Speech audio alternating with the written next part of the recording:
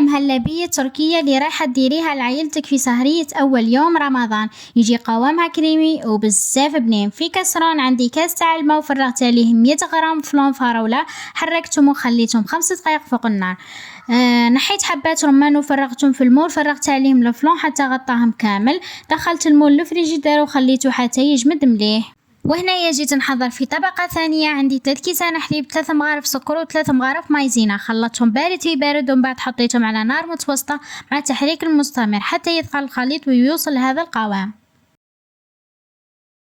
زدت عليهم 2 علبات ياغورت نكهة فراولة، خلطتهم مليح كيما راكم تشوفوا، ومن بعد فرغتهم في المول ودخلتهم للفريجيدير حتى يبرد.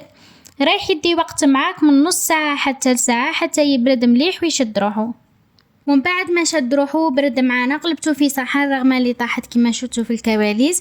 طارت بصح صلحتها وجات بنينه بزاف. اللي صرات له حاجه كيما هكا يقول لنا، ونشوفكم في وصفات جديده ان شاء الله. باي.